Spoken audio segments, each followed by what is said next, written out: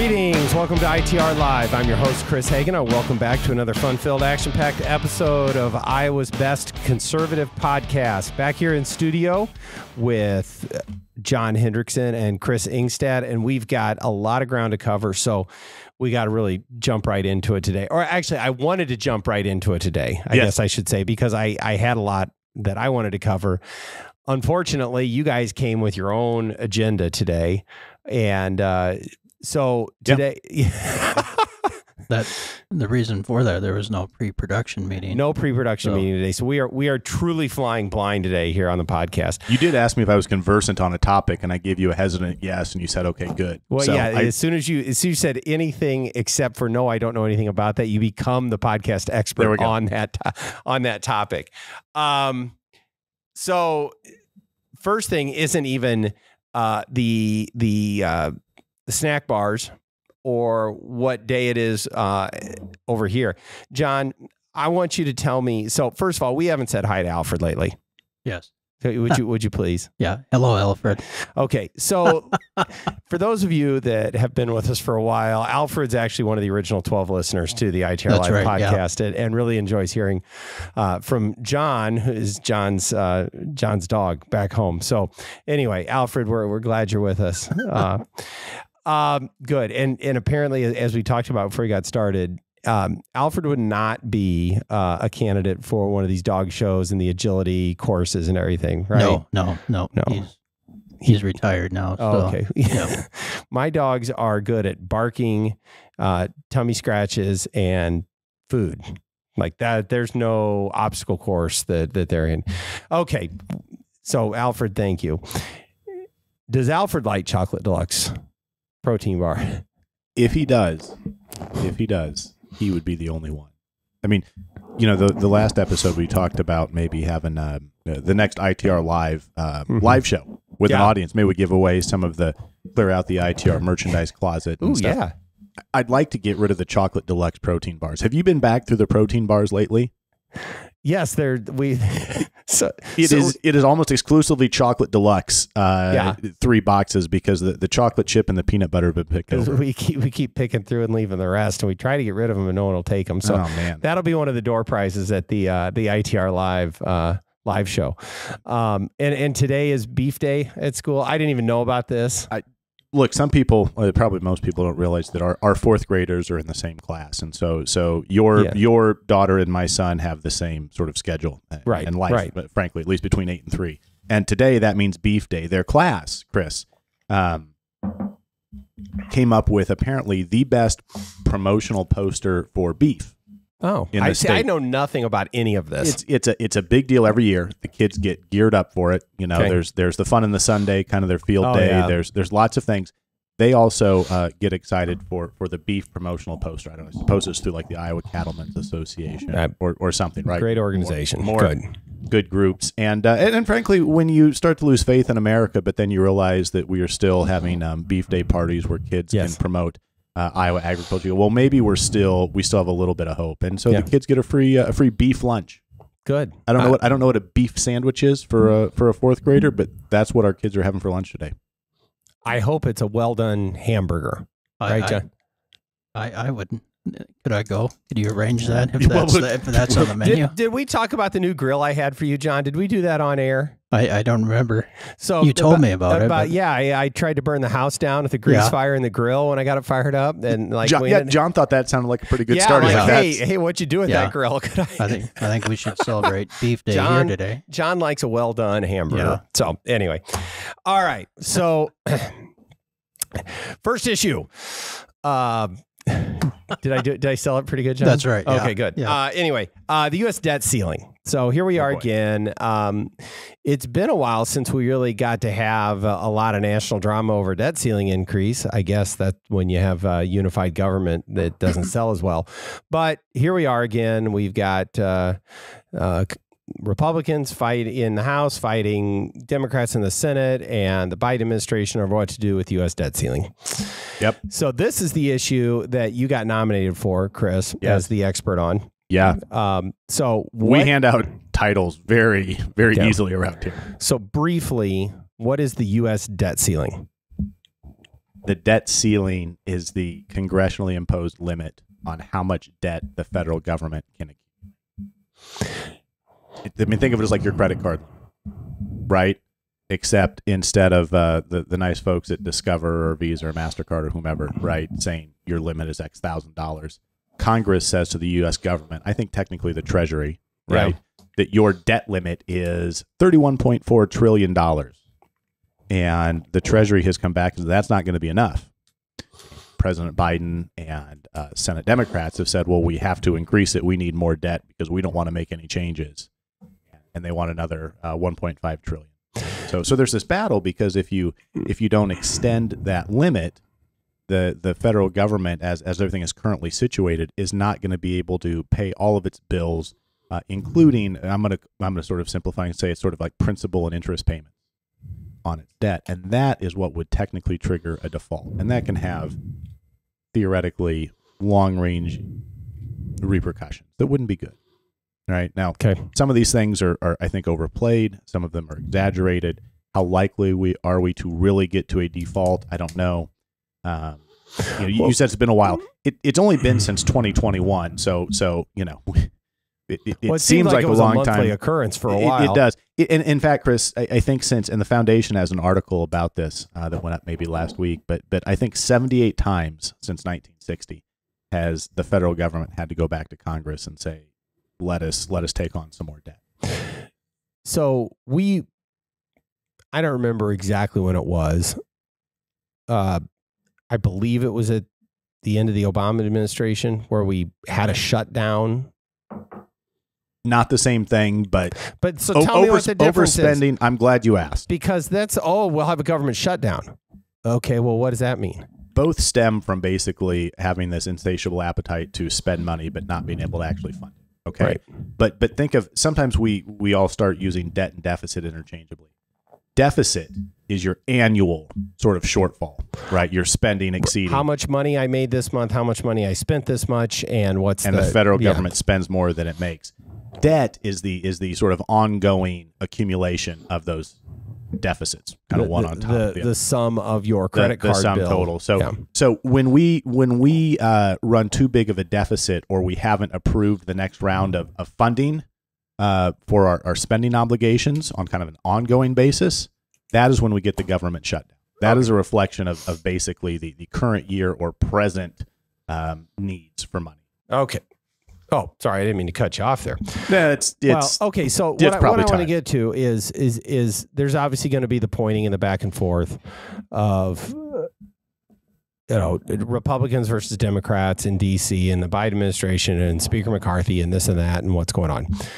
It seems to me that there are 3-4 possible scenarios here for how to get through this, to raise the debt ceiling, and so the government continue to pay its bills. Well, maybe we should start with the positions they are right now. Okay, go ahead. I mean, right? Yeah. The president and the Senate, controlled by Democrats, are locked up together, and they want to just raise the debt ceiling. By the way, they want to pass a bigger federal budget next year too. Right. Okay. And they're trying to say those two things are separate. But I don't believe they're content with just passing a clean debt ceiling increase. I thought they wanted to attach a bunch of new spending to it as well. John, am I wrong on that one? Well, there's technically separate issues if they want them as a package deal. Okay. And Republicans are House Republicans, again, where they have the majority, right, duly elected by the people of the country, don't want to give that free increase to the debt ceiling without some spending restraint. Right. So they want to package it going the other way. And there's the rub. Yep. And the president and the Senate say they don't want to negotiate. But that's how this works, right? That's why we have the different, sort of the separation of powers, right? The checks and balances. And folks who are elected by the people get to have a say, and you don't get to pretend otherwise. So at least the number I found right away, just with a quick Google search, $31.7 trillion is the size of the federal debt. The debt limit, as you have in the article, is slightly less than that, but whatever we're at, we're in the 31 to 32, a million here, a million there. Pretty soon it adds up to real money. I think those would actually be billions here and there, but anyway. Well, or maybe now trillions. But yes. Okay, so there was one other solution that I've seen mentioned. This has been mentioned in previous. Is it the $1 trillion coin? I want to talk about the $1 trillion platinum coin. So this is actually has been mentioned. It's a law. I mean, Congress has said this is the debt limit, but the executive branch has the authority to mint money, right? And so that would still be constitutional, maybe. So is printing a singular $1 trillion coin. John, this is where I expect you to have a take. Okay, so tell me about the $1 trillion coin. Well, this is not new, actually. This was even kicked around during the Obama administration of minting a platinum coin.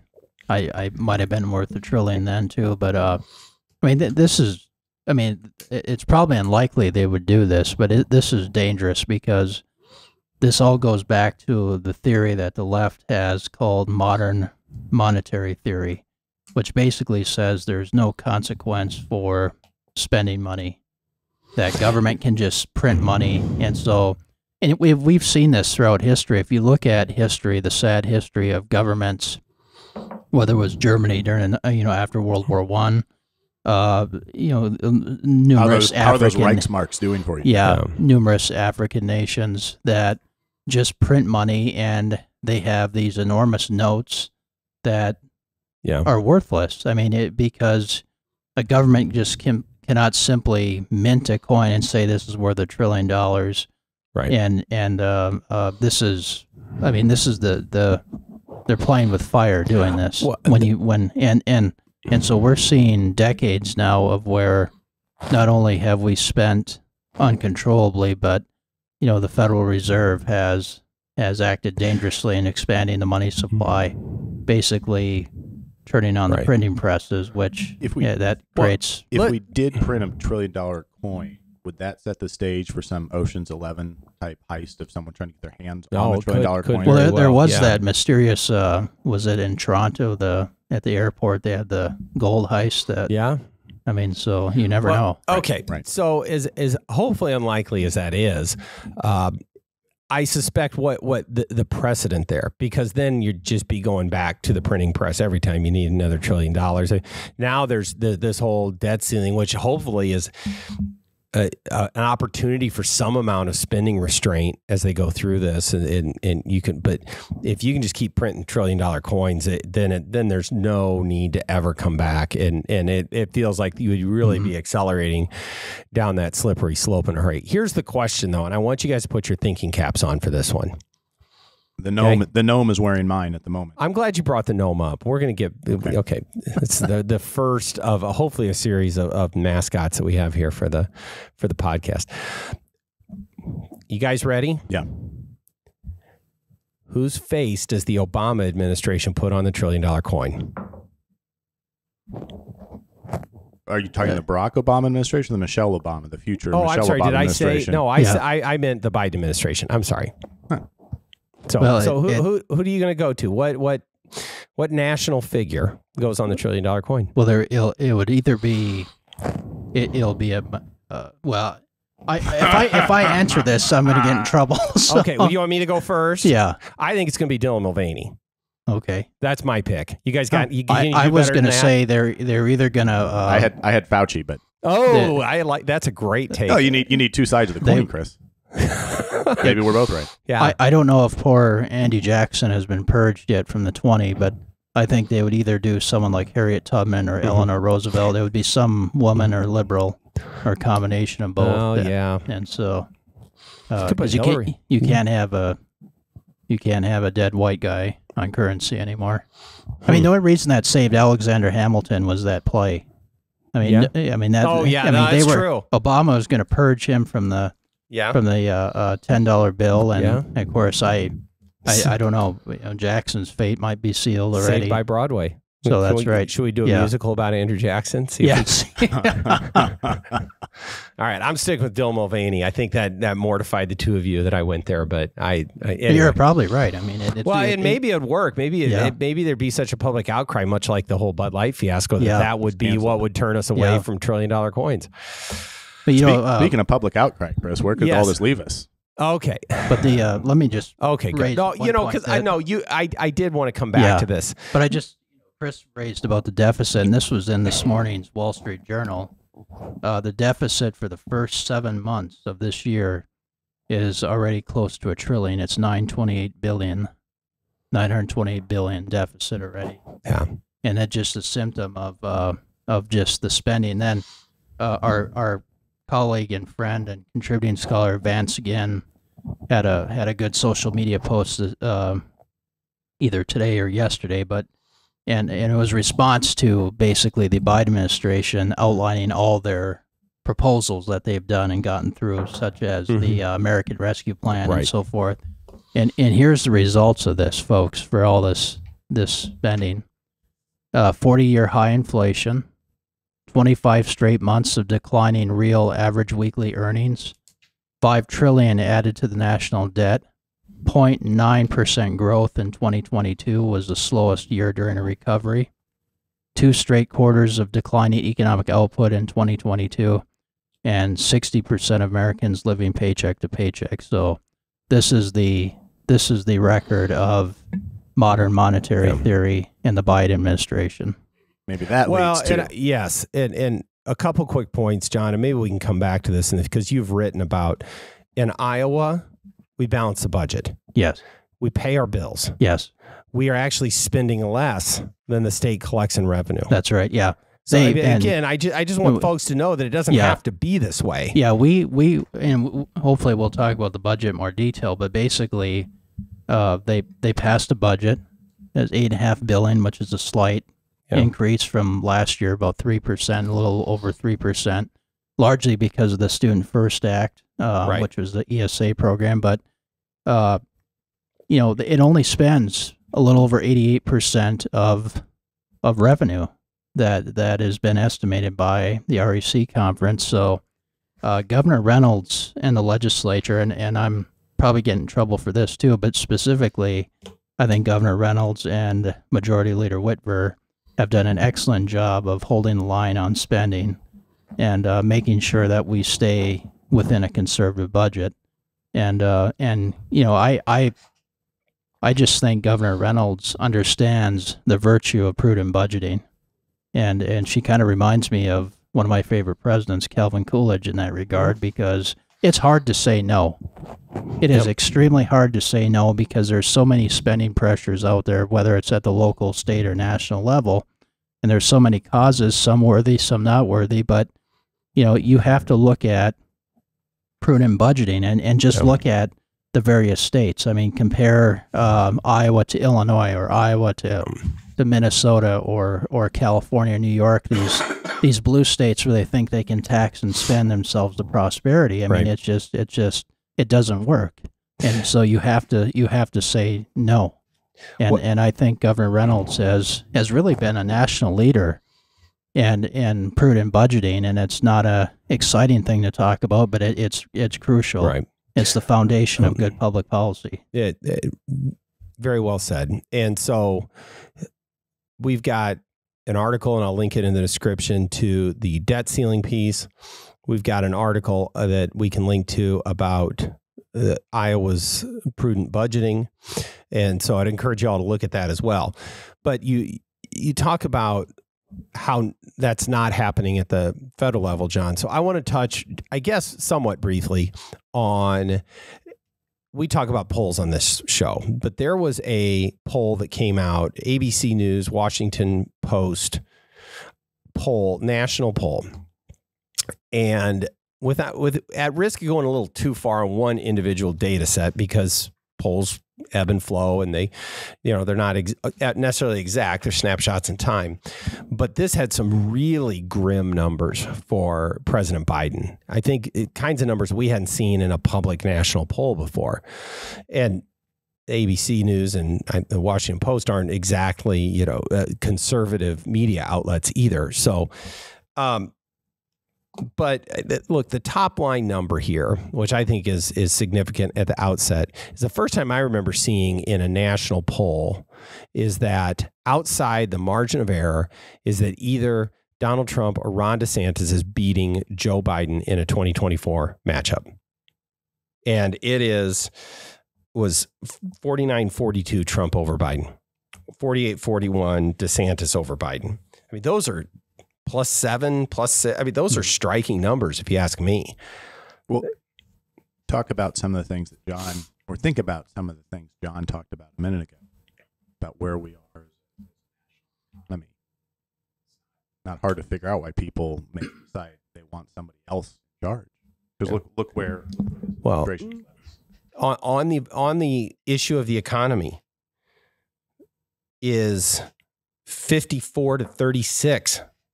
They think things were better under Donald Trump, which I think is almost incontrovertible. Is that we've seen nothing but economic malaise out of. Did I say something? Now am I in trouble? Okay. Well, it's true. No, I know. I haven't heard that word in a while. That's why the ITR Live podcast is special, John. That's right. Yeah. Okay, good. But here's one other thing that a couple other numbers, and I know we run the risk of getting bogged down in numbers, but 36%, 1/3 of Democrat voters do not want Joe Biden to be their nominee. That's danger territory right there. 68% of Americans think that Joe Biden is too old for a second term. 68%. 64% say that he is not in good enough physical health to serve a second term. That's 2/3 of Americans. And 54% say he lacks the mental sharpness. Whatever you see in the media, whatever you think the popular narrative is, you see numbers like this, and even if they're off by a few, whatever, it feels like the American people have lost confidence in Joe Biden's ability, for whatever reason, to do the job of leading the country. Probably because they've taken a look at their 401k or they've heard him speak. Well, either one of those items would make you go, I'm ready for somebody different. And I wish it was just about the 401k. You're starting to hear stories of the amount of debt that's being accumulated by Americans just to make ends meet. So people who don't, an increasing number of people that are struggling to put food on the table. I mean, this is where a lot of these other issues that we talk about start to fall by the wayside when we talk in political circles about, kitchen table issues, when it's literally the food on the kitchen table. That is more important than that. All this other stuff becomes just political noise when it's about me and my family's own existence and our ability to get ahead. And so and maybe that's a reminder as we talk about tax levels, budget numbers, poll numbers, and all this, is that it's about that idea of the American dream and the ability to get ahead. And right now, I don't think that Americans feel like the system is allowing them to get ahead. They want government to get out of the way and let me go out and get a new and better job, grow a business, whatever it is. And government is an obstacle right now. It's not something that allows us to get a leg up in the world. So, good. Well, not so good, but I think that's a good podcast. The gnome. You were supposed to ask me about the gnome. I come with all these fun things to talk about. Then I'll ask. And nobody asked me about the gnome. Well, you just kind of take over. You don't give us a chance to ask. It's my job. I'm the host. Well, so you can't have it both ways. Okay, all right. One or the other. All right. For the folks who can't see us, just the listeners, right? Not on YouTube. There is a very patriotic gnome sitting next to me on the table here. Not a small gnome. It's not at all. He's a good foot tall. Yeah, at least. And Chris, you brought this into the office. Yes. Would you tell us and tell the listeners why you brought a gnome? Why do you even have a gnome? Okay. Well, this gnome is he's blue with a long white beard and a red stocking cap that says America on the front of it. And he's also holding an American flag. Yeah. This is the traveling prize from the North Point Church trivia night, annual trivia night. And so our team, which actually had multiple members of the ITR team on it here, myself and Dan, who we never allow on the podcast by his own choice. But we took home the trophy, and I like the gnome so much that I decided that he's going to spend on and off spend the year with us here on the ITR Live podcast. Everybody's done trivia night, and they understand that the questions cover a range of topics, and often, it covers decades. Sometimes it's organized decade by decade. It was this one was organized by decades. But Chris, I thought it was interesting. The question that maybe kind of turned it for you guys or set you guys off on your real upward trajectory, where you started separating yourselves from the pack, was a photo of an inauguration. Yes. Would you walk the listener through that? I was really happy with this. So it was a photo, and I'm sure that not everyone knew what year it was, but we were in the 70s, and it was a photo of the 1976 inaugural.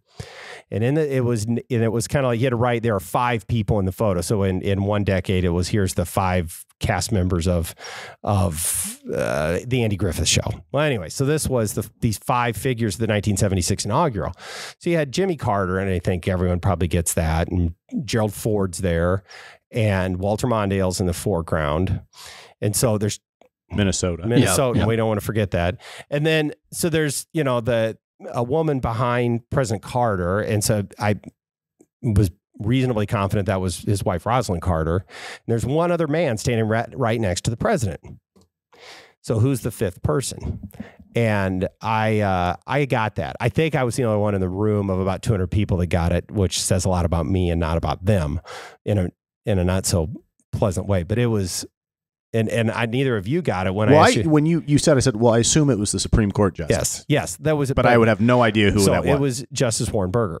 Yeah. So we got all 5 points. At that point, I thought, you know what? I think we got this.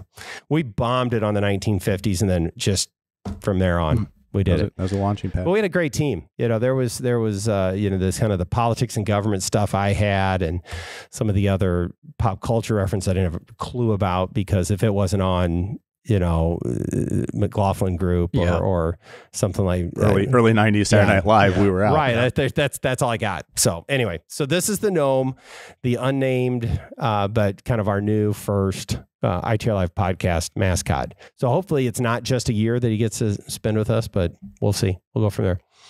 All right, gentlemen, thank you. We definitely went over time because we had a lot of great content, which I thought we did. So, and everyone out there, thanks for joining us. Appreciate it. Don't forget to like and subscribe and tell your friends. And with that, we will see you next time.